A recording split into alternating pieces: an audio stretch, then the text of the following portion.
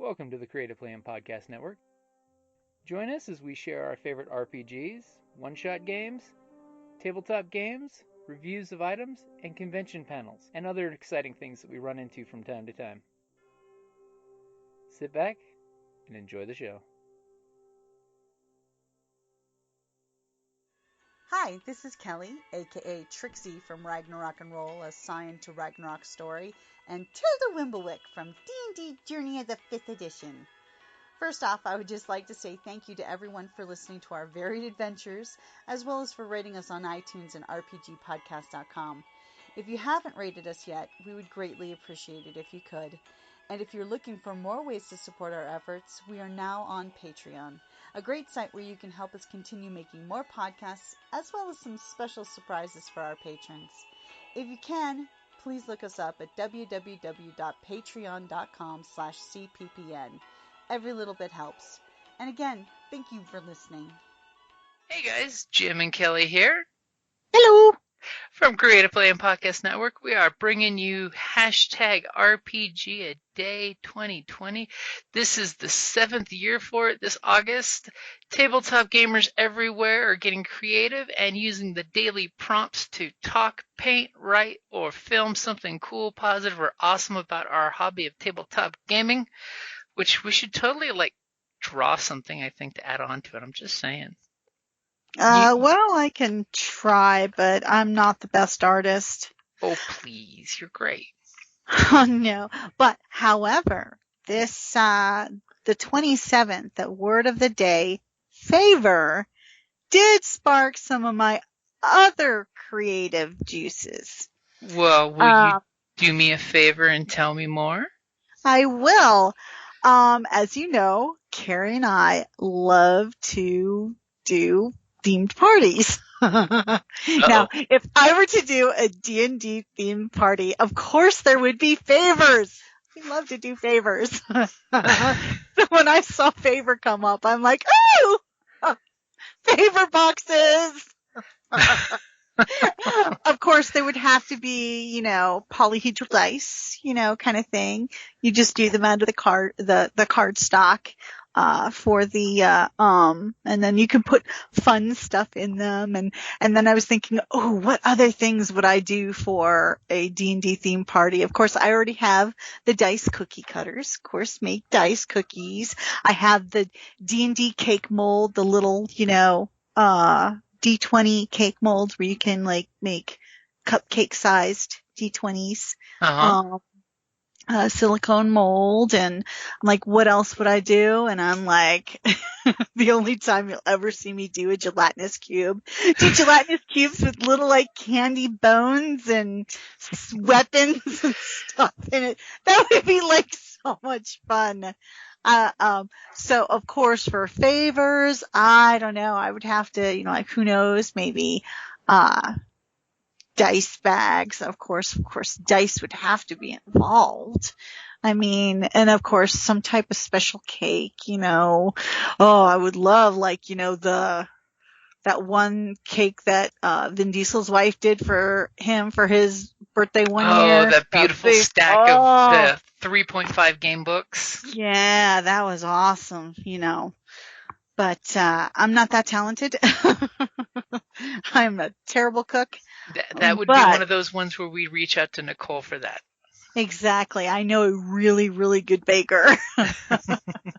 And she's a gamer. Yeah.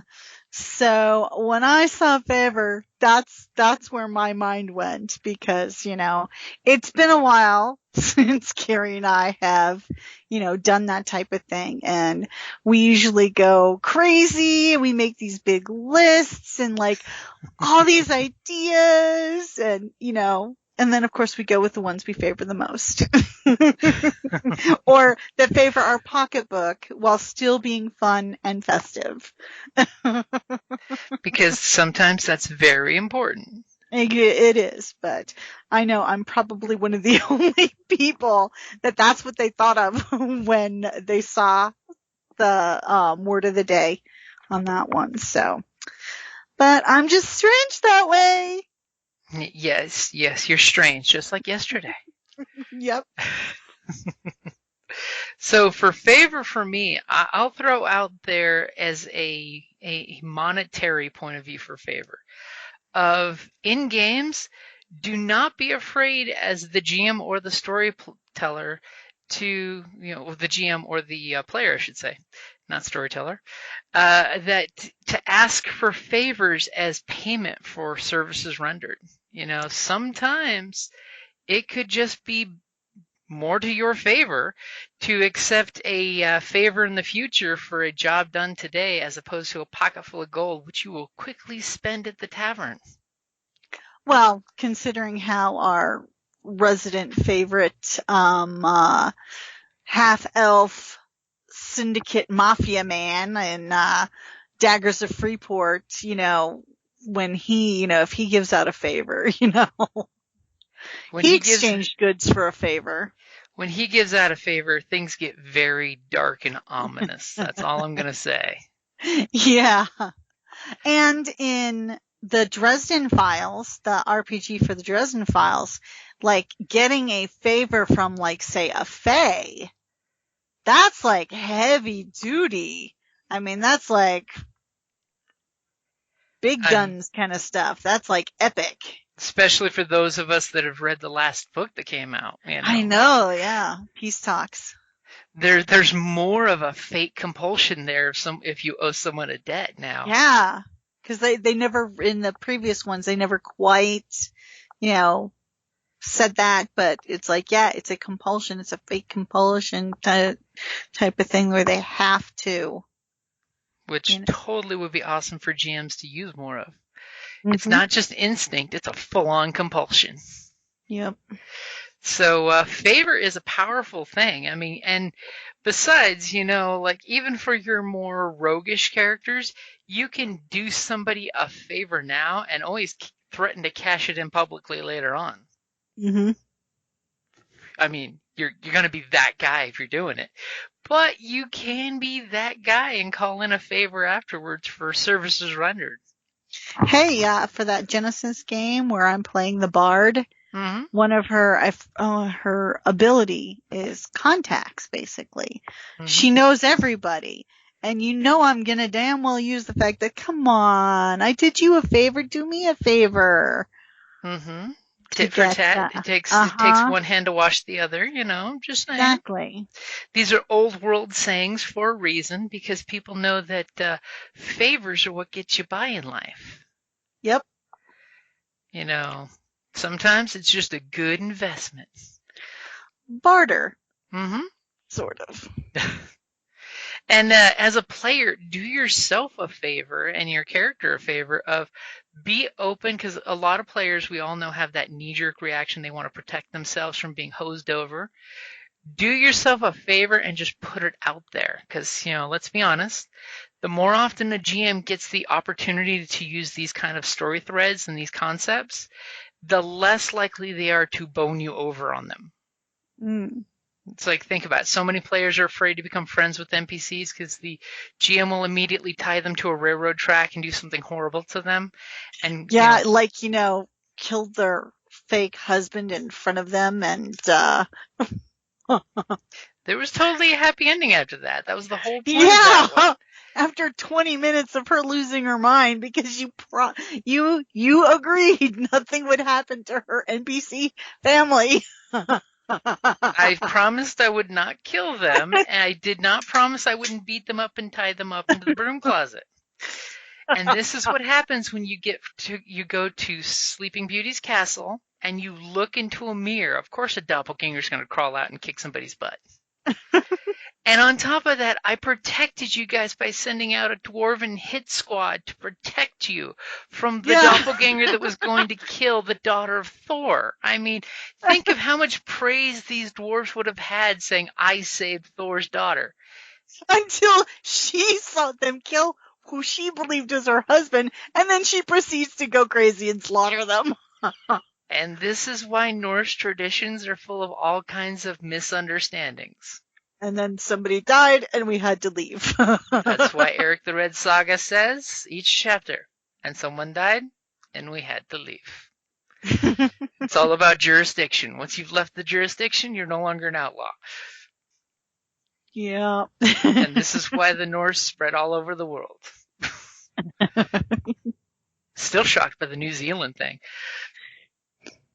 Oh. Why is that shocking? That there's so much of a high population of the Norwegian Norse folks up there in New Zealand. Yeah, but I don't see it as shocking. It just shows how the influence literally has spread around the world. Yeah. So, do yourself a favor. Give yourself permission to have fun and game. Do yourself a favor and make time to game in life. Because, a lot of folks, we have to work to portion out our spare time. So you got to make sure to give yourself some time to do your fun stuff. Sorry about that. And do your game table group a favor and silence your phones at game time. My bad. You like how I tied that in? Yeah, sorry. And as a player, you can always do your GM a favor and basically come up to him and say, "Hey, story-wise, is there anything you want my character to be interested in do? Because that way you can connect your character into the world more." Just gonna throw that one out there. I always kind of try to sneak that one in there. I think of communicate with your GM in secret and tell him what you want your character to do, because that way it makes the game more fun. Well, I always used to provide like background information, stuff that not the whole group may know, but that you know in case you want to employ it. Like Sister Soul is having that whole background nobody knows about. And in Scion, my character Val, with her ex-husband and stuff, also being an untapped Scion, and well, I mean, like, I just gave you lots of fodder basically for that one. Story fodder is the best favor a player can do to their GM, because that way it gives them little pins in the map already set that they can say, okay, I have to connect this to that, and we can start framing around that. So that way, you're doing the story a favor as well. Yeah, or here, you need some type of bad guy? There you go. Here's a bad guy we'll save for season 2. Because, hey, like TV shows, it's good to have that background that you can rely on to fall back on, which is good. Yep. So that is hashtag RPGaDay2020 for August the 27th, which is favor, which means I'm going to do a favor and let the dog in before the neighbors go nuts. Because, their dog is going nuts across the street. So we'll be back tomorrow with the whole group of the Heroes of the Realms for close. I'll finagle them all to jump in on close and do that before we close the game. See, now, is it close or is it close? It's probably close. Are you trying to make it into a Taylor's Close?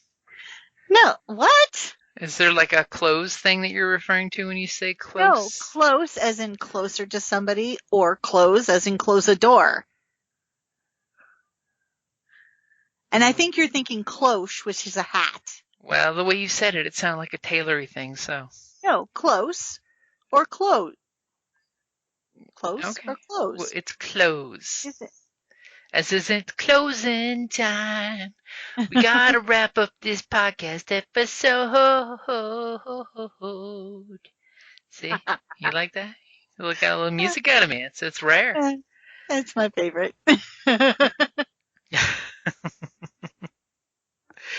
Okay, so do you have anything else for favor? Nope. You're my favorite. That's unacceptable. You'll be punished for this.